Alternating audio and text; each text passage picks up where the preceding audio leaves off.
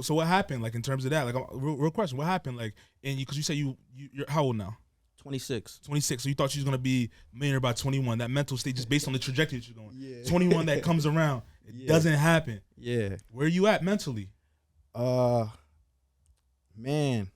My God, is that the Faces of the Future? Welcome to an all new episode of the Face of the Future podcast. It's your boy Mills. It's your boy man Samoose. What's good? What's good? What's good? What's good? What's good? What's good? We got Stronny in the building today. How you doing today? I'm feeling good, man. You feeling good? It's electric in this room right now. It's super electric. Yeah. It's a record, huh? Yeah, that last joint got me in my feelings. Got you in your feelings. Yeah. Got you in your bag. Had me thinking about a lot of things. Yeah, it's one of the ones. Yeah, It's one of the ones. For sure. We got Rocket in the building. He not on the mic today, but how you doing, Rocket? You in the building? You staying outside the Matrix? Nah, I feel that. We got a special guest today, man. None other than the one and only WhoAmI. What's good, man? WhoAmI, TV.TV. I'm blessed to be here, man. I've been seeing y'all working, seeing y'all getting done. He just told me it was 147. Yeah. Salute to y'all. So I'm just happy to rock out with y'all. Yes, sir. We glad you finally here. We've been chopping up for a long time, A long time. We finally here. We always start episodes where we first met, I guess. I can't really think about where I first met you because you've been on the radar for a minute. Mm-hmm. But I remember the first event that we threw for MBT. It was like 2019, was it? Something like that. We threw a small event like in the city. It was called A Night in the City. I think you pulled up to that joint, and we had realized we had a lot of mutuals. That my older brothers are your counselor. Mm-hmm. And it was just great synergy. So I want to know at that point in your career, what were you doing? Where were you at? Where was your headspace at and all that stuff? All right, so that's hard. I'm really trying to remember. Bro, I do know that event. I remember I had the band with me. That was a dope event, by the way. Appreciate it. Sheesh. I think at that time I was still in school. Yeah, I was. I was in college. I had my organization off the ground, Code. So we were like throwing events on the campus, stuff like that. There was a lot of people from Code there, so I got to tap in with them. But at that time, bro, it was just another chance for me and the band to just go out and do what we do. So it was a blessing for real. And it was the first time we really worked on something professional. So, yeah. It was At that vibes. time, I know you said you was in college or school and stuff like that. Were you pursuing music like heavy? Like, was it serious at the time? Is that something where you were experimenting? You trying to say, all right, I want to try this out to see if I want to chase it? Or was it like, all right, we know what we're doing. We already here. We want to chase it. This is an event. We got to take advantage of it and show everybody we serious. It's not just a hobby. Yeah, so bro, music been serious to me ever since, I was a kid. So like you don't really know this, but I got kicked out of my last college. I had a scholarship or whatever, but like I wasn't worrying about school. I was throwing events, doing the same thing I'm doing now. Right. Freshman year, like driving people to the venue because we freshmen, we don't got cars on campus. Yeah. We got one old head who gonna drive people back and forth. We was Uber before Uber, so he said he's Uber for Uber. That's a fact. By the time we got there, I was already rocking and rolling, but I got like misplaced because it was in Virginia State where I was at, moved down here, so we was just getting the ball back rolling, like how we been doing. So to answer your question, I was locked in, music industry major and all that. Yeah, you know what I'm saying. You said you was at Virginia State, and then you went to what school you went to after that? Rowan, graduated from Rowan 2020. So Virginia State HBCU, correct? Yeah. So that's a culture shock in terms of like going from a school like that to going to Rowan? Yes, for sure. HBCU is lit, man. It's like, I always say it like this. At a PWI, you have black Rowan or black, like, and it's just a black community at that PWI. Right. But at a HBCU, we all black. We all kind of know each other, even if I don't know your name. Like, I know you or I know your friend. Right. And we all do something artsy, or we all ready to look each other out. My guys that graduated from Virginia State, they're like engineers now, bro. They like work on circuit boards and do all of that. So to see people who, we used to rap together. Right. Now y'all, making these 6-figure checks and everything like that. I love it. I love to see it. Black excellence for real. 100%. Did you ever like wish you took a different path? You said you see your homies make 6-figure checks. So you not complacent, but you're comfortable with where you're at currently. I always consider different paths I could have took, and yet at the same time, I'm very comfortable and confident in the mission that I'm on right now. You know what I'm saying? I was a computer science major for a little bit, and what I noticed was if you go into school, you don't need to study anything creative because it's nothing that they're going to teach you that life can't teach you. So maybe I would have went back and did a business major or a comp sci major. Right. You know what I'm saying? But if I could have went back, I probably wouldn't even have went to school and took on them loans. So it's like I'm always thinking about different routes I could have took, but I'm right where I'm supposed to be. You know what I'm saying? Why do you say that? Why do you say you wouldn't? You mentioned loans, but why don't you say you wouldn't went to school? I probably would have took one class just to be on the campus, but like, bro, to me, dang, hot take. I don't know, man. It's like it just wasn't for me, and it can indoctrinate you. So like, if you're an aspiring entrepreneur, it could mold you to be an aspiring employee. You know what I'm saying? Yeah. So I feel like I graduated with somewhat of an employee mindset, and if I could go back knowing what I want to do now and knowing how strong I am in it, I probably would have just avoided all of the loans and all of the indoctrination and just went my own route, played the campus like an artist, kept going back and forth, but, you know, kept my money. But don't you think that's important, though? Because I know you've done a lot and you've established yourself, right? But I think that for a lot of other people who may not have what you have, right? I think sometimes it's better to learn both sides, right? So it's like for me, like I have friends who are entrepreneurs. They went to Rutgers. I went to a PWI, right? And I think like the opportunities for them, they knew how to work within a system, right? But then outside of that, part of them learning how to work in that system taught them a lot of things about entrepreneurship. Like I have friends who are DJs, photographers, etc., and they learn within like, all right, this is what I need to do this to get this shit together. And then now, because I'm graduated, I got my job or whatever, me doing that hustle entrepreneurship stuff has helped me. You know what I mean? Because it's like now that I look at, I have like a bunch of friends now. I just seen like one of my friends. She's on a billboard in New York for I forgot what it was called, but she's on a billboard. Anyways, long story short, she's a model. You know what I'm saying? And she went to Rutgers. We were all in the functions, doing all the parties, throwing all that. And it's like now it's like for the connections that you have, because we have like a whole bunch of cool people in different spaces. Don't you think that for people who are in that network of school, don't you think that it could be important for them to do that? Could be, yeah. I mean, I'm sure everybody learns different and everybody's journey is different. So it's like, off the top of my head, some pros for going to school. One, if you're lazy and you need that program, you need that structure, you might want to go to school and work just to understand, like, yo, turn this in at a certain time, like get this done. Networking, like you said, that's why I said I probably would have took a class on campus, hopped into the organizations on campus. Yeah, I mean, for some people, you know, that's definitely needed, right? Yeah, for some people, it's definitely needed. You know what I mean? Because I think that some people, just from my own POV, to like bounce off what you said, like I think like some people to an extent do need to be able to learn how to do things freely. I think that college gives you that opportunity, but I think that depending on where you're at and where you go, it teaches you a lot about how to maneuver as an entrepreneur in terms of marketing or in terms of like things of that nature. Is like, I mean, that's where I got to disagree though. I don't think college teaches you good marketing. Like I learned everything about marketing, digital marketing, everything that's relevant for businesses right now from an online course. And I was in the marketing classes. Now, I think college is important for this, plain and simple. There's other parts of business that you need to learn, so marketing is one. But like if I went back, I would have went for computer science because I need to fund what I'm trying to build. And that's what, I guess that's the point I'm trying to make is like, okay, for an aspiring entrepreneur, college should be a vehicle to get a bunch of active income that you could pay your bills and dump into what you're trying to build. And then you get transferable skills and friends along the way. You could get those out of school, but the main reason to go to school is to be able to get a check. True, because I'm looking at it from a standpoint of like going to Rutgers. We had like organizational meetings, like we had the ASAs, we had like the the entrepreneurship societies, right? Like all the black organizations had their open mic nights or had they wild announced, and at that time it gave people like the opportunities to be creative. You know what I'm saying? Like you had rappers doing wilding out like the break or whatever, open mic night. So it's like I was looking at it from a standpoint of like from a non-class aspect. It's like, yo, like, oh, they doing an open mic night. I know so and so. Let me see if they need anybody to perform. But do you need school for that? You don't need. All right. So if we're gonna break it down this way, you don't need school as in the formal education, but when you look at it, when it's basically an open market for you to market yourself, like person wise. If you go to a campus, you go to open mic night, right? You perform whatever, you tell people to follow you on Instagram, you blow up. A majority of people, if you know how to market it correctly, you can build a fan base at a school. You know what I mean? True. So it's like, because it's like when you look at people like J. Cole, you look at the Kendricks, the Drakes, part of the reason why they popular today is because they went on school campuses touring. That's why it's like they have such like a tight knit fan base where you can't say nothing to them. You know what I mean?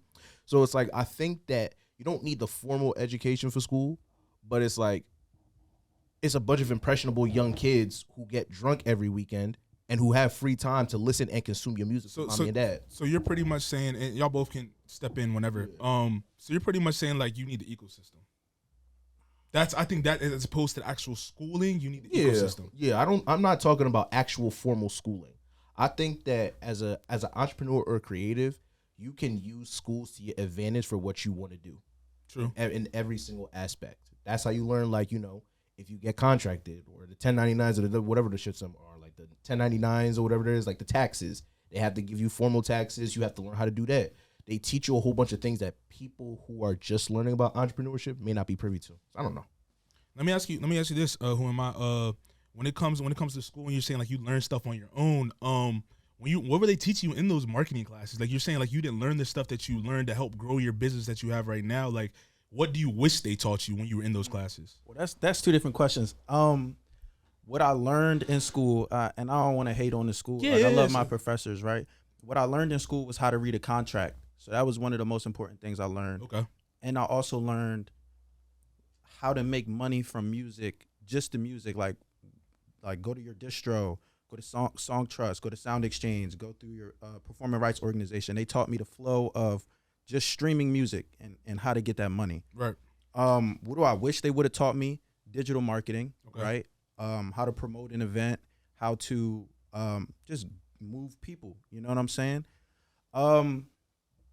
Yeah, I mean, my program was music industry, and it was more so what I realized more than halfway through, how to get a job in the music industry. And it wasn't how to create commerce around your art, which is kind of more so what I wanted to learn. So I would have wanted to learn that. What's the difference between, for people that don't know, what's the difference between that? Like working in the industry and then creating commerce, what do you consider commerce around your art? Well, working in the music industry could be a job like an A&R at a label, which I don't even know if those still exist, but like marketing at a label, radio at a label, or indie or you know, whatever. Making commerce around your art is like, okay, I create content about X, Y, and Z topics, and this type of person is interested in this content. How do I easily get people to this content and then to the next step, whatever that is, whether it's a merch item, see me live, go deeper into my email list. And those are the things I wish I would have learned in school. But I don't like to wish because I learned them anyway. And probably me not finding it in school was the reason why I found it elsewhere. So Became more beneficial then. Yeah. So let's step away from the school thing. Let's travel backwards. Tell us where you're from. What's your upbringing like, bro? Because like your music, you tell stories, bro. Like you tell a lot of stories. There's a lot of whether it's trauma, whether there's love involved, whatever it may be. Like what was your upbringing like? Say when you're like 10 years old and you know you're listening to your music. Was the environment like healthy when it comes to wanting to be an artist? Like was your family supportive around that stuff? Like tell me about that. So like my dad is a pastor, so I grew up in the church. Okay. So I was always around music. Like let my parents tell it. After church, I would kick the drummer off the set and like just bang on the drums. So Right. I always wanted to get involved. And I attribute, you know, my love for music to the church, bro. Cause like I just remember this one moment, and I was around that age, like 10-ish. I'm at a gospel concert, and the band is playing, and the artist isn't singing, and people are falling out, they're crying. Right. And I looked, and at that age, I'm like, oh, music is a spiritual language. Like the notes, the sounds, the frequencies are speaking to the people because they're reacting, like as if somebody's talking to them. Right. And so around that age is when I fell in love with it. I didn't know exactly what I wanted to do with it, but I knew I wanted to tap into whatever I had just saw. Man, I debate this with myself all the time, whether like the issues that I faced were self-imposed, meaning like just my view of what people around me felt versus like my parents actually really not wanting me to do music, you know, or my friends telling me to make music like Future. Like I remember these conversations vividly because a lot of my early career was the work was motivated with a chip on my shoulder. Like, oh, y'all don't think I could do this? Y'all are crazy. Right. Like, I'm definitely about to do this. So I just remember like my mom telling me, you know, get a real job, and she actually, I don't mean to go off on tangents, but No, you good. the reason why I was a computer science major is because my mom picked my major. And I remember just being in class and I'm like, yo, I didn't even sign up for this. And then going into music industry, and sometimes I wonder like if it was structured more like, yo, I know this is what you love to do, so we're going to set you up on a path to make money to do what you love to do, would I have actually stayed in the comp sci and took it further? But to answer your question, it was met with a lot of resistance, you know. It wasn't a real thing. So now, because I have a bunch of questions now. So when you said like your friends weren't like 100% like confident that you could do it, were you talking about your non-church friends, or were you just talking about friends you met growing up? Because those are like that's going to affect my line of questions that I do got. Dang, my non-church friends. Yo, it's crazy because my church friends were like my family. So I know exactly what you mean. You know, and my dad being a pastor and like the other pastors' kids, like we were like cousins. Yeah. And at the same time, I don't really think I was around them much when I was doing the music. It was more like school friends or neighborhood kids, stuff like sense. that. You know what I'm saying? So then my next question that would be going back to the church thing is like, all right, we had like I talked about this like a couple months ago. Can you, as a person who grew up in the church, can you explain from your own point of view how church can help musical artists develop talent? Because my thought process and theory is that I think that a majority of the reason why there's not high quality talent anymore is because a lot of artists are not starting from church, and church is like an ecosystem of how you learn how to become an artist and an individual. I'll say this. I'll speak from multiple different points of view, right? So in the church, the skills that you can learn by serving in your church are directly transferable to any entertainment field. I'll explain. Absolutely. You can go into your church and you can say, I want to be a part of AV, audio, video. Yep. I want to get behind a camera, make sure you get clips. I'm going to build your social media. They need that. You could do that for free. They probably have equipment that you can't afford on your own. You can learn how to use it. Oh, you want to be a musician?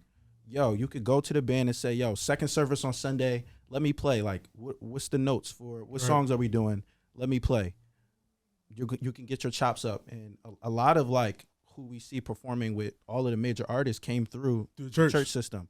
And specifically for me, as a performing artist, seeing my dad preach every Sunday, I used to hop on the stage and, like, just do stuff I thought was regular. Just salute my dad on his birthday in front of the church or stuff like that. So it helped me with like my stage presence a lot. So anything that you want to do in entertainment, from content to actual musicianship to stage presence, you can learn in church. So that just became like a natural thing for you. Like it was second nature by that time. Like, so like performing things of that nature is second nature by the time you started doing it, because you were doing it since you were a young boy.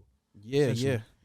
And just to piggyback off that question about just you saying things are either self-inflicted or like or a different caveat that altered your trajectory of music or the way you thought about yourself. Talk about the self-inflicted stuff. I'm interested to hear like the battles that you faced internally, because I think that'd be beneficial for like people that are listening too. I just want to hear, because like I said, the music that you make, you can hear that you battle stuff like through your lyrics and things of that nature. So I'm interested to hear like the stuff that you were battling when you're going through that. Yeah. You know, it's interesting, right?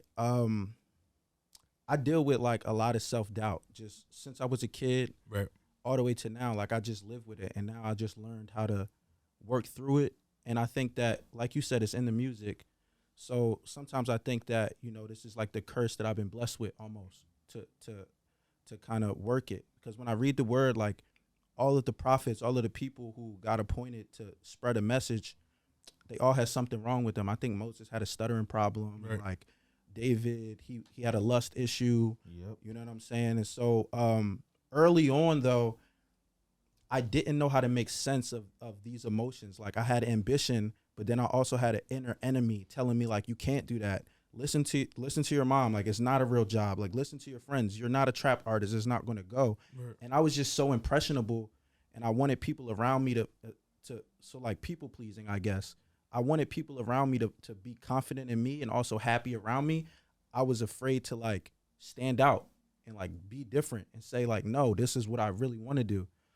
So I hope that answers your question. That's kind of things I was. No, it did. It did. And those self doubts and stuff. Do you think that was because? Do you think you would have those same self doubts if you didn't grow up in the church? I do. Really? I do. I used to blame the church a lot for like a lot of how I felt, but then I realized like I think it's just the temperament of the child. Like, and parents can mold you to be more confident, but your parents and your environment can only do what they know. And so like I was birthed to my parents, and I have genetically this type of temperament. So who knows if I would have took to a random lady at ShopRite telling me the music sucks versus being in a church and saying it was unholy. You know, I probably would have took to it the same way. I just think that's my temperament, honestly. No, that makes sense. That definitely makes sense. Can you talk to that about like? Sorry, this mic is like really awkward, but yeah, can you talk to that about like church hurt and like how that probably affected you, and like how you redirected that into what you do now? Yes, I can. He said yes. He said yes. Sure, man. Because I, to be honest, like I still struggle with my faith today, and it's because a lot of the early church hurt, as you said. That's fair. One of the first times where I questioned my faith was when I told my parents about what I wanted to do musically, and it was met with so much backlash. And in my head, there was a split between what you're teaching me in the church and then what I'm seeing at home. Because I thought, you know, you add faith and works and it can make it alive. I thought faith as small as a mustard seed can move a mountain, but why doesn't that apply to my dreams? So at that time, I was like, whoa, is the faith even real? Like, is this like, if we're not really going to live it through and through? Yeah. And then the expectations of being a pastor's son, I kind of had to live with that too. And like, I just rebelled against it all the way just because like the faith was already presented to me in a way that's like, this isn't going to help you live your best life. You actually have to conform in order to be in this faith. So yeah, that's. Sorry, Mose. Can you dive deep into that? Actually, I'm curious on that. My bad. I'm just very curious on that thought process. Can you explain more in terms of like you have to conform to live your best life? Well, the simple fact that, like I said, to me, I'm like a non-dualist, meaning everything is supposed to sit on top of each other. Meaning my faith in my life is supposed. I shouldn't go to church and then be next to God and then come home and not be. So just the simple fact of like, oh, we can do all things through Christ over here, but when I tell you about my dreams, we really can't do all things through Christ, right? That's fair, yeah. So at that point, I feel like now I have to conform, because in order to step into this building, I have to put my dreams away. I can't want to be a rapper and be in this building. I see what you're saying, yeah. And then something as small as like, yo, take your hat off in church, or like, don't dress like that or wear suits, or it's like a lot of the culture that surrounds the faith got mixed in with what the faith actually is, and it turned people off because we don't operate on the same traditions as people back then. You know and like just with that being said, because we all of us in here, we all grew up in the church. Like I went to church every Sunday, brother went to church every Sunday. I know Shrondy was in church every Sunday, all that stuff. And it's like, and correct me if I'm wrong, this is the question for the room. Like, do y'all feel like, because I battle the same stuff. Moose probably battles the same stuff. It's the stuff content we talk about on the pod. Like, it's not like we don't believe in God or nothing like that. The way we operate, that type of thing. We have faith and things of that nature. But like, why do we feel like we always getting judged when we're pursuing something that doesn't align with, I guess, their vision, their spirit, their spirituality, their religion, whatever it may be? Like, why do y'all think that is? Like like kind of just put on what he said. Well, that's a question for the room. Like, I'm curious about that because I battle that on a regular. Sure, I do that shit. I actually talked to my mom about that, like, I want to say probably 2 weeks ago, because she was just like, I just don't understand, like, you went to church every day when you were young, this, that, and the third. And it's just like, it's not like I don't have faith anymore. I don't believe in God. It's just like, right now, it's just like I'm more on a spiritual journey. You feel me? Like, I'm on a different time path as far as, like, when it comes down to it. And I think it's also, like, being baptized at the age of 9. Like, I didn't know what that meant. Right, you know what I'm saying? Like, I had to learn that from going to Sunday school during the summertime, being with my cousins, being with my family. And I think when I got to college and started to actually do the research on, like, what the Bible was, reading the Bible more, and, like, just being like, bro, like, what they talking about at church don't kind of relate to like where I'm at right now. You know what I'm saying? And it was a little difficult time period because even now, like, you know, going to church, I'll go here and there, but like I'm not going as frequently as what I was going back then. You know what I'm saying? So I think, to be short with it, I think the best way to put it is I think that a lot of churches and organizations, to an extent, are trying to keep people in church. And I think that because they're trying to keep people in church, what happens is that they kind of judge anything on the outside. Because when you kind of look at it, like, look at Catholicism, right? They sell you the fear of, like, don't have sex or you're going to die, right? To women, right? And it's like when you see that they're trying to sell you sometimes an idea of trying to be afraid of the culture, it kind of automatically wants you to come to Christ. But it's like when you look at the stories in the Bible, a majority of the miracles that happened outside of the church. You know what I mean? Like when you look at Solomon all the way down to Moses. So it's like the idea of it is that like churches try to sell you this thing to stay in the church, to keep things in the church, to keep the tradition going and keep the lights on. But it's like part of the whole idea of growing up as a Christian is like there's a certain point where it's like you can't just stay at home. Like you gotta go out. You know what I mean? Like you gotta go to the promised land. You gotta go reach your goals. You gotta go do the evangelism. Like you can't just do it all in church, because if not, like that's kind of indirectly keeping God's glory under wraps, in my opinion. It's burying your talents. You know, that's just how I look at that question. What about you? I'm curious to hear your thought process. All right, say the question one more time so I could clearly answer. So I was asking, I was like, when we're creating things like this, like our podcast, you create music, that type of thing. Yeah. When we're doing stuff that we're passionate about, why do we always feel like we're being judged so hard?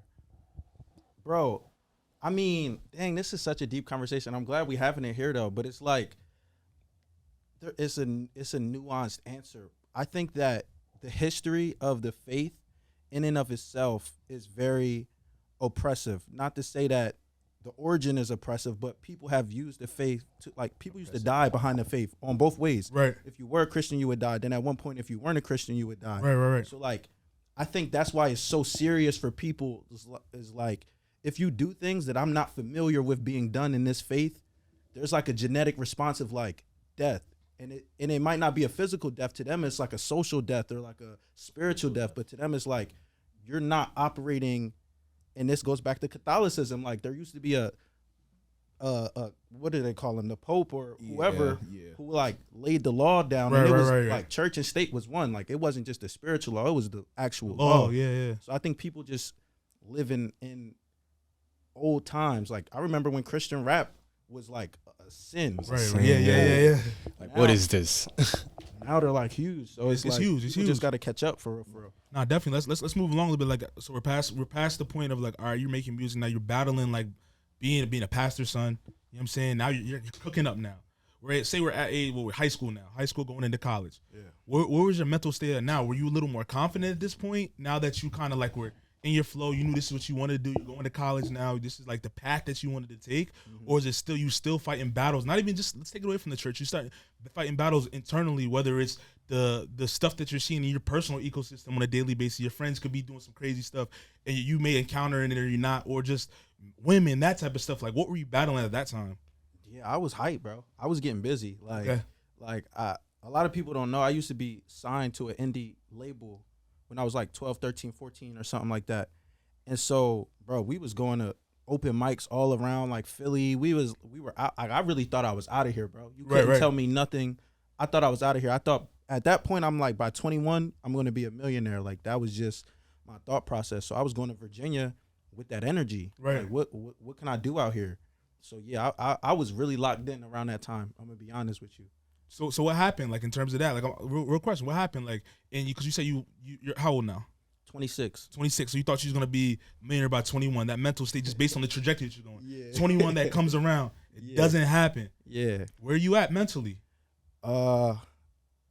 Man, I was watching a video, right, and it explained something like this: like before you go through something, you're always going to be confident because you don't know what it's like to take a loss. Bro, by the time I came back from Virginia State to Rowan, tried to get in the mix, like, I didn't know what was, like, bro, I switched my major like 4 or 5 times. Like, I really did not know what to do with my life. Like in my head, I'm gonna move out of state and I'm never coming back home. Like the next time they're gonna see me, I'm gonna be on tour. Right. So I just had to find my footing, bro. But I always was ambitious though. Like at Rowan, like you could get money if you start a club on Rowan. Like they're gonna give you money to fund your events. Like I'm always trying to find out like how I can fund this or how I can bring people together in a room and how we could all put our money together and book out this space. Right. So I was actually still ambitious all through and through. Like I went through my ups and downs, but yeah. Well, I'm curious about the downs, bro. I'm curious about the downs and how you battle it. Like in terms of whether you hit depression, whether you hit like you hit a point where you're saying fuck music, I don't want to do this no more. Like you ever battle those moments? You ever get to that point where it's like, all right, I'm battling. All right, should I continue to do this, or I just need to take this path that my mom wants to take this computer science? Like that's what was those moments like? They exist. I would say when I was in college, I definitely hit a rock bottom, bro. Okay. Broke up with my girl, my homies. Like I lived in a crib. I felt like they were just like hating, bro. Just like talking behind my back. Yeah. Just problems, issues in the crib. I'm like, what are we talking about? The campus, I just felt like, because I wasn't like into the major organizations on campus, you know, the Greek lives or nothing like that. Like I was building an organization. I went before SGA. Yeah. Said this is my organization. This what. So I'm met with like just politics. I hate politics, bro. Like work politics anywhere, and it was just a lot of pressure. And I think when I lost my job, in the midst of all the hate and stuff, it's like, dang, now my financial security left. Right. And I just remember being in my room, bro, crying, bro, praying, bro. I think this was one of my like come to God moments where I'm like, yo, God, if you want me to do this, like I'll give it all up. Like break up with the girl, I'll get out this crib, I'll start all over. And I know you want to talk about the lows, but it's like every time I hit a low, it's always something that like I just think it's God talking to me, bro. Like I got a text message to my phone, mind you, like I'm done up. I'm on a mattress on the floor in the attic of a crib. Right. For real. Like that's where I'm at. Yeah. And I get a text from Hezekiah Walker, and he's like, bro, I want you to perform at this Youth on Fire conference. Flew me out to Buffalo, New York. Mind you, I'm about to be done with music. Right. Oh, now I can't. Now I'm going out. That was the first time I got paid for performing or doing anything like that. That's that faith of the mustard seed you was talking about earlier. So we just gonna walk over that fact that Hezekiah Walker just text you, like I'm not the only one that just like I heard it. Got him on speed dial. Like it's a family friend. Like my dad's a pastor. He's a pastor. I don't know. The pastor world just works. Everybody, yeah. You know what I'm saying? Yeah. So I guess it was actually advice from him as a kid that kind of helped steer me in the musical direction. He said, if it's for you, everything you hear is going to be music. You're going to hear a knock at the door and you're going to be thinking about music. I always remember that conversation, man, because like he's blessed. He lives a blessed life. So he's telling it to me in his crib. Right. His crib looked nice. I'm like, dang, it's the OG here. Facts. Bestowing upon me. But yeah, so every low I face, bro, there's always been something to, like a silver lining on the other end of it. Nah, definitely. When you're talking about the lows, you're talking about like you hit rock bottom. You was in the attic sleeping. And I'm thinking about back to, I had a moment of time like you. It was a little later in my life where I thought I was about to be out of here. It was around like what, 2022. I was about to be out of here. Everything just fell apart. Same thing. So going through that, just like my ego stroking, that type of stuff, I didn't want to really talk to nobody like that about it. So it just built up. I'm battling it by myself, whatever it may be. Like, did you have people around you, like a brotherhood around you that you could speak out to, people or friends that you could talk to about? Or is it like everything you fought and you battled internally? And if you didn't, like, do you think if you did, it would changed how your outlook on things was? At the time, I didn't have anyone around me to talk about any of this stuff to. Like I said, the people who I lived with, I felt like were a part of the problem. Right. So like, I couldn't even be at my home in peace. You know what I'm saying? And I think through that moment, I did meet one of my closest friends, Rico. And it was through times like that where we built bonds, and now we can lean on each other, you know, whenever situations like that happen. But now at the time, bro, it was just me and me. But I love those moments, bro, because it's like I have a big family. I got 3 sisters, a mom, a dad. Both my parents are together. I lived okay. Like, I don't really remember struggling much. Yeah. So, like, I feel like sometimes you need those moments where it's just you and God, and really in the physical form it's just you, so that you can know like, yo, I could get through this. Like, right. It's me. You know, so I feel like sometimes gotta pull them people away so you don't develop a dependency on them people. You know what I'm saying? Yeah, definitely. And like speaking on that too, I just want to continue on this topic of just like sharing, I guess like what you're going through battling. Why do you think like we're all black men here? Why do you think like black men we don't do that a lot? As opposed to like when you see like women, friend groups like that, they'll show anything that they going through on a regular basis. Right. But us, like, if we battling, so we don't want to the homies know we went broke or whatever. We went like, we good. We'll just tell them we all right, whatever. We'll battle through it. Like you said, I'll fight it on my own. I need to fight it on my own. When sometimes we don't even have to do that. Yeah. That's a question for everybody. Yeah.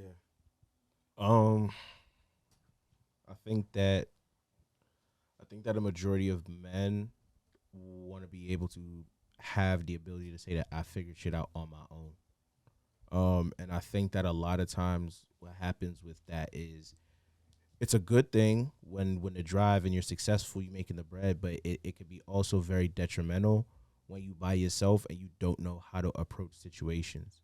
And it's like sometimes it's not even like you need like a mentor or something like that. You just need people to talk to.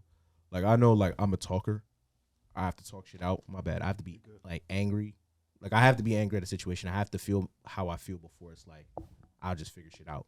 And I think that once men figure that shit out by themselves of like the type of person they need to be in order to talk to other people, then I think the idea of talking to people works better. But I don't think a lot of guys are comfortable enough talking to people about the type of person they are like that because of whatever persona or whatever idea they have of themselves and what people think of them. Yeah, I think for me, I would say it's more like a pride and ego type of vibe. You know what I'm saying? Even like where you may have grown up. Like if you had a father figure in life and they say, boy, don't cry. You know what I'm saying? If something is upsetting you. Or, keep your feelings to yourself, in the sense when they have that type of conversation, it's a little difficult. And that's where I guess, having a mother figure, her expressing like, listen, this is what you have to do. Like, we are your family. We got your back. I think I just come from that type of family. But at the same time, like you were saying, like, I really think it's just a difficult not allowing your emotions to get out there to see that, because a lot of people feel like if you show your emotions, that's a sign of weakness, when it's really a sign of strength. You know what I'm saying? Of being able to talk to people, to express your feelings, letting them know what got you down. How you can put yourself back up. I think it's very difficult for a lot of people because some people don't even know how to show their emotions sometimes. You feel me? So it also going to what you were saying, like being able to have the people around you, like your family, your mom, your pops, being a pastor, and like that community itself, I feel like it's beneficial for everybody, for real. I was going to say, I think that idea of showing your emotions is weakness. I think that stems, honestly, truly, just from the fact of how people operate with certain situations. Right. You know what I mean? Mm-hmm. It's like if you get punched in your mouth, right? And you cry, Chase might be, why you crying, nigga? You got punched in the mouth. You'll be all right. Nah, you know what I'm saying? Right. Some people, Chase might get punched in the mouth. He just might beat the nigga up. So and then I think because everybody operates in different ways with certain things, that's where it's like, if you show your emotions, you don't know how he operates. You don't know how he operates with going broke, So I think it's because people operate differently with certain situations. It's just like, it is what it is. I would add, like, it would also be like you don't want people knowing your business at the same time. That's too. true. I think that's my biggest thing. Yeah. Like, I think honestly, that's the ego thing is more of a trust thing. Right. Like, you know who can you actually tell this stuff to? Because even that's like, we've all probably been in a situation where we tell somebody something out of confidence, and then you hear everybody knows about it, and it's like, damn, why did I even be vulnerable to that person? It makes you not want to be vulnerable anymore. Crazy. You know what I'm saying? Man, go ahead. I was gonna say, like, we all have attachment styles, right? To people, like, there's like 4 of them or whatever. But I know that mine is avoidant, and the mindset of an avoidant attachment style is like, if I can do it on my own, that's strength. So like when I feel like I need strength, I automatically shut people out because to me it makes me feel stronger about myself. Now that, which isn't necessarily a good thing, is reinforced. Kind of what you were saying, like in this entertainment industry, bro, people like to little bro you. And oh my goodness. Right. So it's like, me, bro, I'm a fan of all things. I call myself a quarterback, bro. I see the whole field. Like, I'll be watching y'all. I'll be seeing what everybody doing. Right. And I just show love, bro, because it's nothing but love in me. But when you see, like, people try to little bro you, or you might tell somebody about an issue and they're like, I don't know, they trying to position themselves as, like, over you. They're kind of praying at your weakness, because when you're moving in this space and you doing 147 episodes and all these Find Yourself Sundays, like, you never know how people look at you as competition, that you see them as brothers. Right. So many times I went to who I thought was brothers with issues, and they like, oh, we found a crack in his armor. We found a chink finally in his armor. So, like, when you asked that question, that was the first thing that came to mind. Like, I don't really trust people like that, bro. And the people that's around me, thank God I've been able to build a support group to say, like, yo, bro, I'm going through it. And then they'll talk me out. But it took a lot of, like, trial and error and people showing their true colors to get to that point. And how has that affected you as, like, an indie artist navigating the industry? Oh, man. Let's get there. I mean, I'm going to just be for real. Like, to my detriment, maybe, I don't network, bro, at all. Like, everybody that I know is just bro love. Like, I know you and I rock with you. I rock with what you're doing. But I don't network. I don't talk to people with hopes of getting anything. I like to just put my head down and you're going to see the work. If people even ask me what I do, I don't even list off nothing. Yo, I make music. You're going to see the work. Like, right. You're going to see the work. And that's how it's affected me. Like, I don't want to network. I don't want nobody to feel like, I don't know, they just got the keys to my business. You know what I'm saying? It just don't work like that. And speaking of that, like, you talking about, like, finding yourself and navigating yourself. You just mentioned Find Yourself Sundays. Talk about that a little bit. Yeah. Yo, Find Yourself Sundays took me from 4,000 to 16K on Instagram. And I only say that to say it was the best business decision I ever made. When I always, like, had a camera and I always been, like, making my own content. But I remember seeing this one interview. It might have been like Rap Genius. And I'm like, bro, they not about to call me. Sway's not about to call me. Like, but I need this type of video, though. Like, right. I need to be freestyling for real. So I'm like, man, whatever. I'm going to just get my own camera. I'm going to get a green sheet from the thrift store, figure out how to do the green screen effect. And every week I was just hitting them with a new freestyle over a popular song. And I always wanted to make freestyles over artists that I like. Because I remember my friend saying, you got to rap like Future to get popping. I'm like, nah, like, I like Kendrick. I like Cole. I like, West Side Boogie, like all of these people. So I start just making freestyles over all of their songs, bro. And it start taking off. And eventually they're like, yo, you got to post these. You got to put these on Spotify, but you can't because it's not my music. Right. So eventually I'm like, all right, I'm going to rebrand it. Now I'm going to make all the beats for them too. And, that it just, like I said, bro, it was the best business decision ever. It put a lot of eyes on what I'm doing. When you said you got that big, like, spurt of, like, growth in your following and your engagement and all that stuff, and, like, just the fan base that you started to create, do you ever find yourself, like, getting caught up in, like, just chasing that? Sometimes, yeah. Now, before I got to 10K, I remember telling everybody, like, I just want 10K. You know what I mean? But once you see the love from the people, like, you get certain messages, bro. Certain messages I put on my walls, bro. They just say how the music moved them. That's what you start chasing after a while, because I know, like, bro, you can have 16K followers and your reel still get 1,000 views. Right. So it's like, this is a different game we in. Like, that number is arbitrary. It's a vanity metric. I don't care about Spotify numbers, Instagram followers, nothing. Like, I care about impact reports. You can't really always quantitate that, but it's right. Like, you can feel it. You know when it's coming in. That's what I care about the most. And how'd you figure out how to, like, translate that to make it, like, tangible?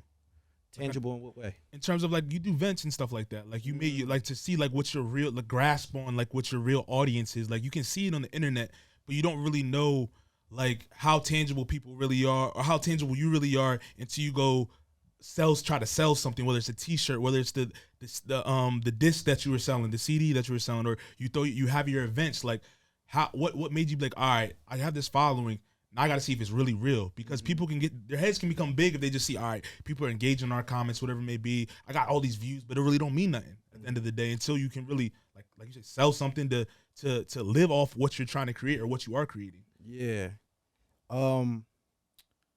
Man, it's that's a hard question to answer because I feel like every product that I have has a different story of trying to create proof of concept. Right. I was doing events. That's the word, proof of concept. Yep. I was doing events before money was involved. Like I would throw, like, my parents would leave out of state. I would throw a party at my house. Right. Then I transferred to college. Then, like, I just remember when I graduated, I was just finally comfortable doing a $10 ticket, then a $15, then a $20 ticket. You know what I'm saying? And now my highest ticket is $100. You know, and I just found out how to give value. So with that, I don't think the goal was to prove the concept. I think the goal was just to do what I loved, bro. I wanted, like, I really felt alone in this, bro. Like, I had people around me, but I was still alone in a room full of people. I didn't feel like I had people that shared the mindset that I had. And so the proof of concept was like, I know people feel like how I feel. Let me put it out there like the bat signal, and then whoever feel like that, they're gonna gravitate toward what I put out there. And it's scary every time, bro. I never know how many people are gonna come. Even to this day, like, I'll be like, bro, if I don't hit this ticket number, I don't know. Before this event, I don't know if I'm throwing it. But, you know, it's not for me. Like, it's for the people at this point. At your events, like, tell us what, like, your events are like. Say I want to go to, like, one of your events. Like, what's the environment like? It's fire. I mean, one is just dope people, right? And it's an event for everyone. Like, you can, if you're an artist, you definitely want to be there. It's an open mic event. There's going to be people in the room. He might be there, and then next thing you know, you got an interview. The event owner might be there. Next thing you know, you throwing your own event. Like, and I don't do that on purpose. I'm blessed to know people who are also working and moving toward a goal. But also, like, it's a place for all walks of life, all beliefs. We open up the microphone so that you can hop on and just give your opinion on whatever topic that we're talking about. So no matter if you're Buddhist, Islam, atheist, Christian, whatever, if we're talking about spirituality, best believe you can hop on the mic, say what you're going to say, and nobody's going to hate on you. Nobody's going to boo you or nothing like that. And we just try to make it open, bro. Like, I create events like how I would imagine, like, the presence of God would be. Like, everybody could come. Like, and that's just how I carry it. No, that's fire. That's fire. What inspired you? We didn't even talk about that. Like, we talked about the church a little bit. Like, musically, like, what, like, inspired you to, and kind of molded you to the artist that you are right now? Yo, like I said, bro, I'm a quarterback. I like all types of music, but growing up, Mali Music was probably one of the first artists who inspired me. Oh my gosh, right? I respect that. Respect that. Yeah. Respect. Mali, mind you, I'm 26, so like 50 Cent was doing his thing, Nice. you know. So like him on the bus, 21 Questions. Like, I'm like, oh, That was all my right, shit back in the day, he 21 getting to it, he Questions. getting to it. Lil Wayne, he was like I don't know, it's just like the swag. But when I was coming up, like when I actually was starting to make music, who influenced the sound that I have now, bro, it's like local artists. Like my boy Yo Astrom, who was my old head at the time, he would just have me in his studio, bro. That's how I learned how to make music. He wouldn't let me record nothing. I'd never recorded a track in his studio, but he would let me help. Yeah. Like, I would be pressing play, pressing pause, pressing record, watching him engineer, produce. So like his sound kind of incorporated into mine. And then my other old head, Stevie Rogers, he was a guy who, like, I was a producer at first, and I would just send my beats out. He came to my house and was like, nah, bro, we about to make your first song. What's the first thought that come to your head? I'm like, sour cream and onion chips. He like, all right, that's the name of the song, sour cream and onion. We just went to it, and he would have me performing and stuff. So like, I attribute a lot of what I do now to those two guys. Yeah. Cause like, they really put me under the wing and like walked me through this music industry. You feel me? How important is, like, 'cause when I look at that as like almost like an apprenticeship. Yeah. How important is that? Like, people, whether when you take it out of music, like, how important is like walking before you run, or like running before you jump before you fly, that type of thing? How important is it to like learn the steps before you like go all in, or just experience like the trials and errors before like reaching that success? Like, as an artist, would you rather, this is a question, would you rather get the success right away, or go through the trials and tribulations, then achieve the success so you know what to do with it?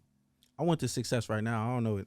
Niggas can give the holy answer all they want. Yeah. I want the success right now. Nah, but I think that it's important to respect your elders. I think I always had that, and so people who were just older than me, whether they were better than me or not, I always sat and listened. And to take that into music, I think you should always respect older or younger the people who've done it before you. And like, I think when you have too much pride to sit down and sit underneath somebody, like, and not try to do your own thing. Like, if I was in that studio every time, I'm like, bro, I'm tired of hearing you record. I want to do my, I wouldn't have been in there for too long. Right. But I'm like, nah, he been doing it. I want to do it. I look up to him. I'm not trying to be better than him. Right. I'm trying to be, if he's at the level 8 of his potential, I want to reach my level 8. And so I'm going to respect what he's doing. I think if more people did that, they would get further. But everyone wants to do it without any help, or they see you as competition and not as someone who can help them. And that's going to be a problem for a lot of people, bro. No, for sure, for sure. I want to ask you about your latest project, and then we'll ask a few questions outside of just like the deep stuff we've been talking about. Yeah. But tell me about music therapy, man. I know about it. We listened to the project. Like, what was the inspiration behind that?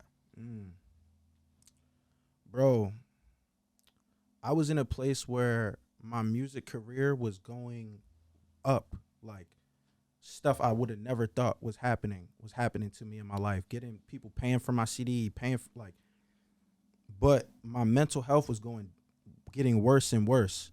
And I realized I had imposter syndrome. Like, the closer I got to it, the less I felt like I was walking on eggshells. Like, yo, this is all gonna fall down. I just had a lot of unhealed trauma, bro. And it was like literally I would have never went to therapy, bro. It was my last step. I didn't have no one I could talk to about what was going on in my life. And so I applied for therapy, and without even realizing it, like, the sessions would inspire me. So like, after the sessions, I would just write music because the creative block would be gone. I finally got what I needed to get out. And I remember my last therapy session, bro. Bro, she said something along the lines of like, well, you deserve it, right? And I'm like, yeah. And without even thinking, I said, I think. And then the session ended. She didn't even know what happened, bro. And I just start crying because I'm like, dang, you don't even believe you deserve what you're working toward. You're spending your life toward. Why not? And then I had to unpack that, and I made the last song on the album. And that's when I knew, like, oh, this is an album. It wrapped up today. And from there, it was just about packaging it up and helping people get those same breakthroughs that I got, you know? Why do you think, like, the closer you got to, like, your dream to success, or what you deem success, your mental health went down? Like, I know you said imposter syndrome, but, like, what's that a testament to? Because, like you said you battled stuff before you were younger, but, like, you battled through that. You made it through that. And now you're here at the moment where it's like, all right, I'm here. I battled through all this shit that I went through, all this bullshit that I had to deal with, climbed the ladder, felt depression, whatever it may be. Now I'm here, and I'm about to reach what I've been chasing after, but I'm still not mentally where I want to be. Like, where does that come from? I think that I specifically was programmed with, like, certain milestones that you're supposed to hit, right? Like, if you don't have 6 figures nowadays, like, so I was getting success compared to what I was, but if I told my mom about it, I don't know if she would have felt like it was successful. She probably would have said, well, how much did you make off of that? You know what I'm saying? So I just felt like I was walking on eggshells, bro. Like, I felt like this was fabricated. Like, it's not going to last. There's nothing foundational. I'm going to drop right back down to where I was. Every day I was just so anxious, bro. Like, if I didn't keep going, I was just going to lose it all. Did you feel like you was working yourself to death?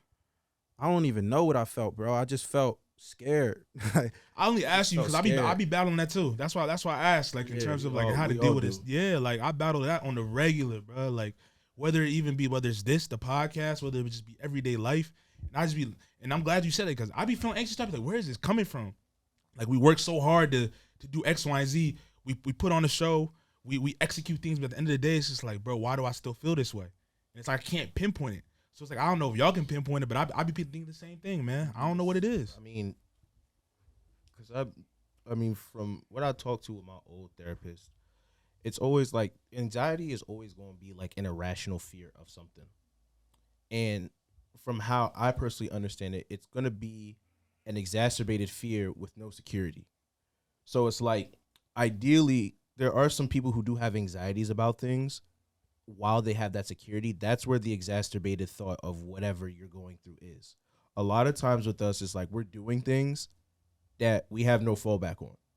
as creatives, as entrepreneurs, there's no fallback. It's like if your show goes to shit, God forbid, that's it. Like that's your name.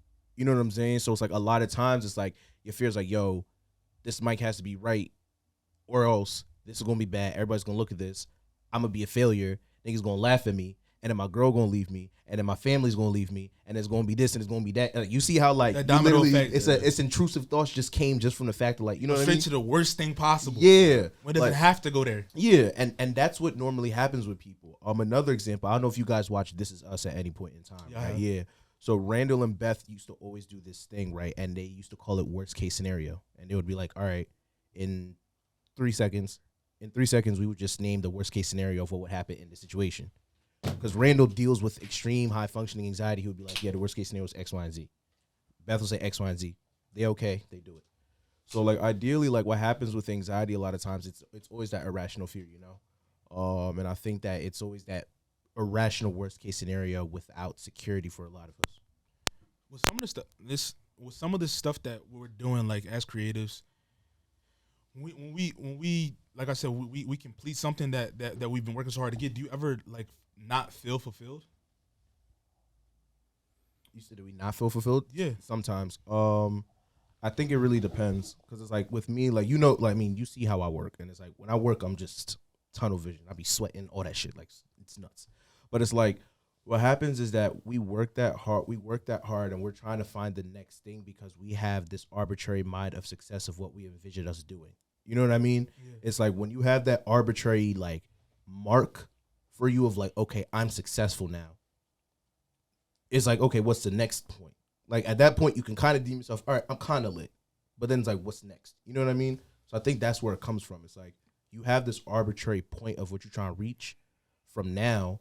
And then once you even get to that point, it's like, yeah, I've made it for that level of what I'm thinking that. And then it's like, okay, what's next? It's like the idea of I made my first $1 million. I'm a millionaire. Great. Now let's make 10. Cool, I made 10. Let's make 100. I think for me, like when I feel unfulfilled, you know, I start to see this like a creative is like God's instrument, bro. And if you don't use that instrument, you're not going to fulfill your purpose. Facts. And so like, for example, I'm the type of guy, like I'll have 100 songs in the tuck. Right. And after a year, 30 of them are never coming out. And so when you have so much music that you created, but you didn't put into the world, it literally hasn't fulfilled its purpose yet. So it's like, I showed the homies, they liked it. So in the moment, I'm like, yo, this is tough. But until you complete the execution and realize that it's not like an end goal, you're an instrument. So it's like you just got to keep tuning yourself up and keep being used and keep being used. I think that's when the unfulfillment comes, where it's like I throw an event and now I want to feel like I made it. And I could go sit in my high rise and I did it. But it's like, that's not this game. This game is you got to keep doing it. And that you're like an engine. And so that's when I feel unfulfilled. You know, when I do it once, keep the songs in the tuck, it doesn't get to fulfill its purpose. Would you recommend therapy? Because I've never taken therapy. Moose is taking therapy. Have you ever taken therapy? Yeah, I did. Ronnie's taking therapy. I'm taking it right now. I guess I'm the only one. You never took therapy either. So no, I'm just saying. He started laughing. But nah, I'm just saying in general. Like I've thought about it, but I think I haven't got over that hump of that trust thing. Mm-hmm. Like even with therapists, it's just like, bro, someone's gonna figure out the stories I'm telling them. Someone's gonna, you feel me? I'm dead. I'm dead ass though. Like it's like you think you're gonna find it in like a book or something one day? It's just that like, means I did something right. If I'm famous enough to where you wrote, you try to make money off my story. Yeah, good. And it's not even that it's anything crazy. It's just that trust factor that we talked about earlier in the show, bro. It's like, did y'all ever before you did therapy, you ever have like those type of feelings before you stepped in the room? Of course. Yeah, I actually went through like 3 different therapists because the first one wasn't right. Second one, I was just like, kind of got me in a place where I can like speak a little bit more, but still wasn't right. And then I finally got to the third one. I'm like, all right, bet I can like consistently feel good about myself. When I come out, I'm happy. You know what I'm saying? I feel like I accomplished something. So yeah, it just takes time, I think. Do you think like it matters like the therapist that you have too? Because like also like another thing that I kind of like think about is like, what if I'm taking this person's advice and it fucks up everything I got going on? Mm-hmm. So that's actually, you go. I was gonna say so the reason why I stopped therapy, right? I think that in everyone's life, at one point or another, you should have a spiritual leader. At one point, you should have a therapist. At one point, and you should have a life coach. At one point, and why I stopped therapy was kind of what you just said. At one point, I needed a life coach. Like, we did the past work. We did the shadow work. I understand why I feel like this, but I still need some execution. I need somebody to help me. So she was great for what she was because I got over the trust when I realized I was paying her to not talk about the real stuff. And I'm not about to be wasting my money. So And she going to jail. yeah. So Well, he said she go to jail. Yeah, it's a HIPAA violation. You saw what happened to that one girl that was talking about the black man on when she was like, Oh black yeah, man. yeah. Bro, she crashed out. She lost her job. She lost her license. She crashed out. Damn. Like not to knock anybody. But she does OnlyFans. ooh, salute to her. You know what I mean? Like she crashed out. Like she's on TikTok. She's on TikTok like crying every other day about shit. And it's like I feel for her. You know what I'm saying? But it's like I say that all to say it's like they not gonna risk their job like that. Like it's not going to be that bad, especially because you have to pay for it. And they literally it's like illegal for them to talk about your issues. I feel that. So, but y'all all three of you believe that therapy helped you? At one point, yeah, of course, bro. Because at the end of the day, I had to get comfortable with. She could say what I tell her, and it's like, I think that was a part of the problem. Like, I don't want to live life scared of people find out certain things about me that would make them look at me unfavorable. I'm a human being, bro. We all humans. Like, and that's what it helped me realize is like she could tell my story one day, and it will be popping. Okay. Life goes on, you know what I mean? I think it's that, and I think that a lot of times when people go to therapists, they don't know what kind of therapist they need. That's another thing. You know what I mean? It's like there's cognitive behavioral therapy, there's somatic therapy, you know, like there's all different types of therapy that affect how you are. You kind of have to understand who you are and what you need. And a lot of times people try to like put all the packaging into one. It's like some people really just genuinely need a therapist to help them with that. And sometimes you need a life coach. A lot of people try to be both. It's like, it's the same thing with being a pastor. Some pastors really just need to be pastors and not be life coaches. You know what I mean? Because what happens is that now you try to, you know what I mean? Like you mix the two and then it's like you kind of giving a pseudo message that doesn't really do what it's supposed to do. Same thing with therapy. It's like you're trying to be life coachy, but this person just wants to get their feelings out. Like right now, I'm not trying to sit here and tell me that I'm okay. I need to get up and pick myself up by the bootstraps. I want to talk about the trauma that happened when I was 6. You just need somebody to listen. At the end of the day. You know? Like, and I think that's the biggest thing. Like, you got to be wary of that. Like, I still haven't found a new therapist. My first therapist was a black woman, and then since then I haven't found anybody. Do you think it matters, like if you have a man or a woman when it comes to that? Yes. I think it depends. Why you say yes like that? What's your thought process? It mattered for me. My first therapist, she was a black woman. She had locks. I picked her because of her image, and it worked. You know, but then I was like, maybe I need to hear from a man. Like maybe I need a man's advice. And for me, I just wasn't. I ain't like the energy, like, and I think that's why I thought I needed a life coach. Like when I go to a man, I'm actually looking for advice. My therapist, I was looking for something a little bit more like feminine, more intuitive. Like let's just talk about it. Let me get my feelings out. For the man, I'm like, bro, like, tell me something, bro. Like, what are we talking about? So yeah, I didn't. Why do you think you get a different approach though to both? Because that's life. When I go to my dad for advice, I want one thing. When I go to my mom for advice, I want something different. That's definitely fair. That's definitely fair. Yeah. Never thought about it like that. Yeah, I mean, for me, I think it depends on what you're trying. I think it depends on what you're trying to look for. Like, I know some people want to listen to somebody that has a completely different point of view from them. Like, I know Charlamagne was saying that, like, he used to talk to like a white woman. You know what I'm saying? It's not like a bad thing, but it's like it's from a completely different perspective. Yeah, like that kind of makes sense though. Yeah, it makes a lot of sense, and I was like, I respect it. Like, you know, I had a white therapist at a certain point. She didn't really do much, but it was just like It's just funny. I'm only laughing because that's funny for your image. It is. That's the only reason. That's the only reason. No, and the only reason why I did, it was because one, it was free. Because my original therapist, who was a black woman who got me this hookup, I literally didn't pay for therapy for 2 years. So yeah, like free therapy. Yeah, 2-3 years. So I was like, all right, sure. You think therapy should be part of like your medical insurance? It is. It is, isn't it? It is. So not all insurances. I'm just saying, like, I don't think certain therapists don't take certain insurances, and certain places don't do that. But a lot of insurances do cover therapy services. Okay. Yeah, a lot of them. So I mean, it just really depends on who they are and what they're trying to do. Like it's difficult. It's difficult. I remember I had tried to shop around for a therapist, And this woman was screaming in my face. I was like, yeah, this is the last time we'll have a conversation. Wow. She start screaming at Wow, you. Yeah, because she was like a life coach / therapist, XY. Yeah, she was screaming in my face. I was like, yeah. She was like, I'm from the Caribbean, XY. I was like, yeah.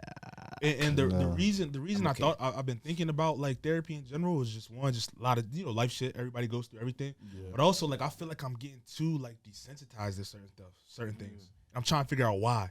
But that's not 100% your fault. We all getting desensitized. Nah, but I'm saying like yeah, and certain things when you see stuff on. I'm talking about stuff that's like close to home, like people dying and things like that. And you won't have certain emotions. Like why don't I? Like mentally you're supposed to be feeling a certain way. You're supposed to have these emotions, but they just don't come out. So it's like why is that happening? You're not wrong. I mean, when I lost my homie last year, I ain't cry until I had seen that man getting buried, and that was like, and I'm talking about that was like literally when he was in the ground, they was shoveling. Like that's when whole time you saw me, I was the stone face killer. Right. I was in a room full of 6 people. We all knew this guy. I'm the only one there, just sitting there like this. Everybody bawling their eyes out. I'm just there. Right. You know what I mean? So it's like, it's not like a you thing. Sometimes it's really just like, you kind of have to find a pinpoint as to why you feel that way. Because it's like, sometimes I'll find myself like getting emotional. I won't cry, but I'll find myself like someone will hit me. And I try to pinpoint like, why do I feel like this in this particular situation? You know what I mean? It's like, sometimes you also got to do like the mindfulness, the meditation to like figure out like, where is this coming from? Because there's certain things like you may be stone faced to death, but let somebody like talk about your shoes. You might just be upset. You know what I mean? It's like, right. So it's like sometimes it's more about the fact of like, what is the trigger for you to make you feel the way that you need to feel? Or it could just hit you like you said down the line, like later, randomly, just punch you in the chest, and it's like it's happened to me a few times. You feel me? Another funny side thing. Like I tell people or ladies that like I talk to, like if something happened, I probably won't feel the way right now, but 2, 3, 4 weeks later, I might feel it and I really just might be upset. not because of the fact that I'm mad or I'm not having the emotion. Right. My emotions just haven't processed, or like my mind hasn't processed the fact that like this was really some bullshit that just happened. You know what I mean? Like it's not intentional. I tell them it's not intentional at all. It's just more so like I'm just letting you know if one day I wake up mad and we have this conversation again, it's because it just hit me that like I'm upset. No, I feel that. No. But that was a solid conversation. I'm gonna keep thinking about it. Chopping up with y'all about it. But I got some questions about the music industry for you. Go ahead, Mr. Real Rap. What are you talking about? You heard him, right? He talk about what you said earlier in the pod, saying we're gonna listen to some real rap today. What was wrong? I was impressed. I was impressed with the song choices. I ain't Thank you. gonna lie. I appreciate it. Somebody acknowledges I my was taste. What was wrong with that? Wasn't real rap music? Why? I felt like that was a slight. Because what was the second one? Was it Cole? Was the second I one Cole? played Ben Staples, Cole, and I play Who Am I? Okay. I think it Oh, was he a don't Cole like Cole. situation. He don't like Cole. That's why. He don't like Cole. No, I don't know. I don't not like Cole. I don't like how Cole is gassed. There's a difference. Do you think he's gassed? No, I don't. I don't think Cole is gas. Nah. I think think about it. No, I think people talk about J. Cole like if you were to put him on a track with like somebody like Lupe or Rakim or like a Mos Def, he out rapping them, and we all know that's not happening. He might. I used to not like Cole when I was a kid. When he came out Friday Night Lights, I wasn't a fan, bro. I thought it was too happy. The beats were just too happy to me. Till I saw him live, bro, and I understood. Like I think it was Forest Hills Drive. That's the concert at Camden. You seen that joint? Yeah. Yep, I was there too. Yeah, and I'm like, oh, like this is a story. Like this is a real man. Like he's talking about his life. But to say that though, real quick, his last album, bro, just listen to it in the gym. Like listen to the words. He could rap with the best of them. Oh, you know he could rap. He got bars. But I think so. He's a Wale. He could rap with Lupe, bro. He could rap with Lupe. No, That's what I'm telling you. He could rap with Lupe, bro. No, he cannot. Crazy. No, he cannot. Why do you think that? Did you listen to Lupe's last album? I haven't. Listen to Lupe. Listen to Lupe's last album. It came out last year, and then come tell me if you think J. Cole could rap it. All right, we'll have that conversation. Let me ask you this: Wale or J. Cole? Off of pure consistency, Cole. I haven't heard much from Wale lately. I love Wale though. I think he's one of the most innovative people in the industry. Like the poetry mixed with music, like, and he could go between like R&B and rap. He could do it all. But I think that one of the best abilities is availability. Like when Cole was doing Revenge of the Dreamers and tapes and everything, it's like you gotta keep going. You're not wrong. I just don't think it's 100% fair to Wale. How? because he got dropped. You didn't push him. On top of that, you got to deal with the fact of all the bullshit that he was dealing with, label wise, X, Y, and Z. Like, Wale just never got the true respect he got, even as an artist who went back to back with #1 albums. I would have liked for him to do a little bit more rapping though, personally. No, that's Like fair. his newer stuff, I feel like it was like catered more so to the woman. So like every time I tried to tap back in, because I don't care about who's being pushed or who's what. Like, Yeah, no, I get what you I'm, mean. I'm looking and listening, and I just didn't feel like some of the newer stuff was for me. Because I mean, you're not wrong. Because I can see why. I see why people think that way.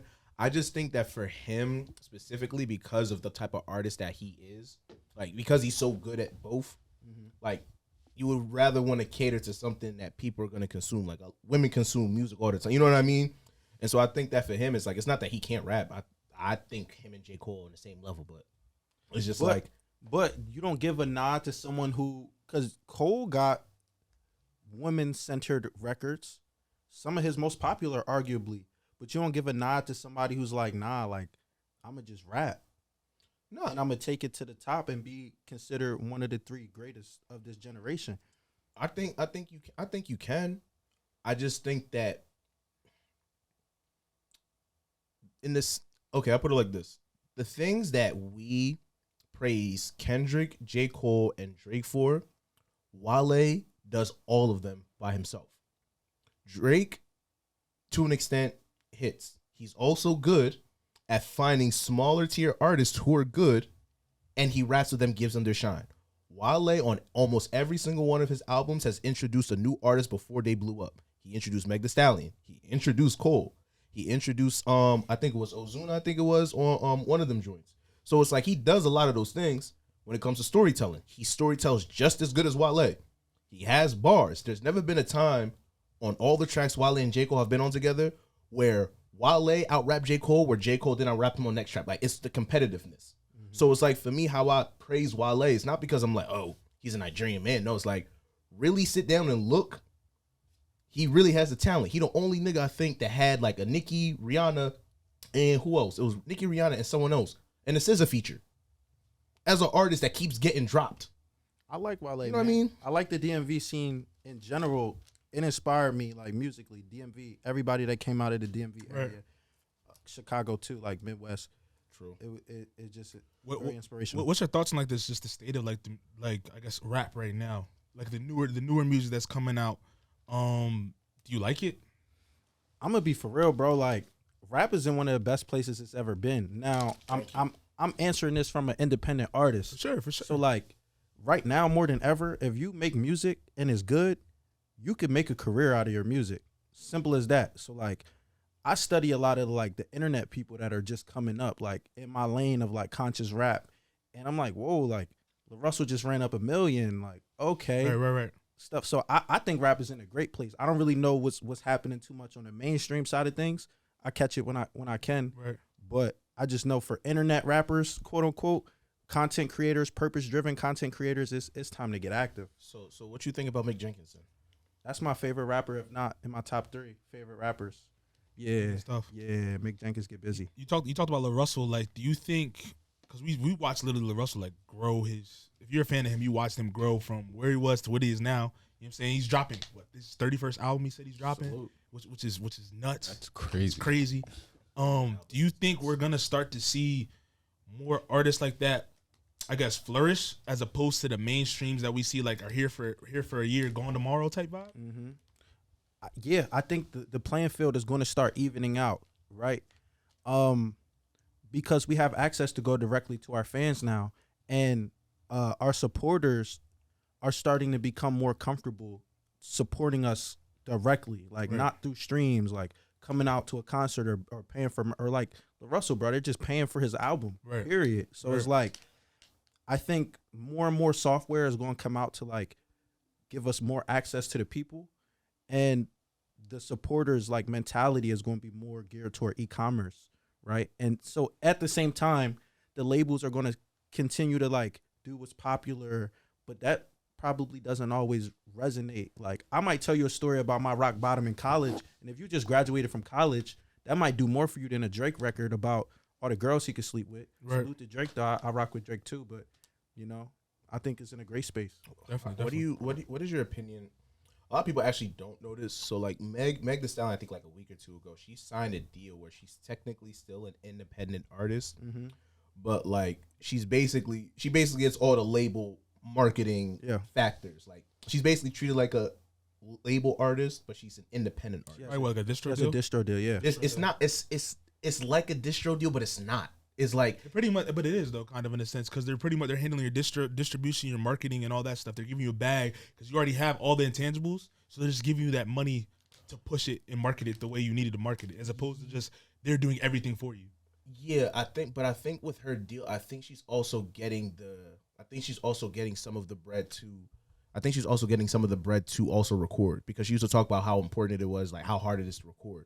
So it's like she still gets treated like it's like I get the creative freedom of an independent, but have all the label stuff to my access. I don't know what your opinion is on that, because it was nuts when I heard that. But I just want to know your thoughts on that and how you think like independent artists can probably try to leverage that. Like say like for someone like you, how do you think that you would approach that? Distro deals are incredible.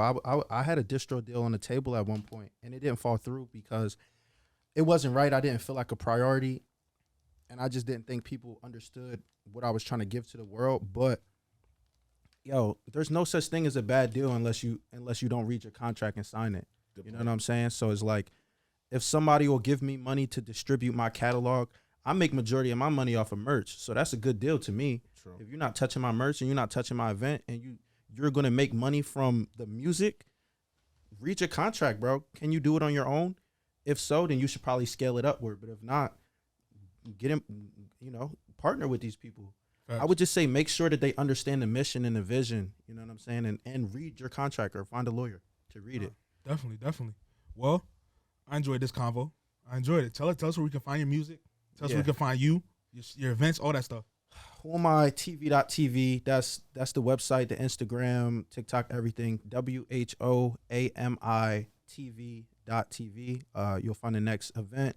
Find yourself Sunday, music, anything you want to tap into.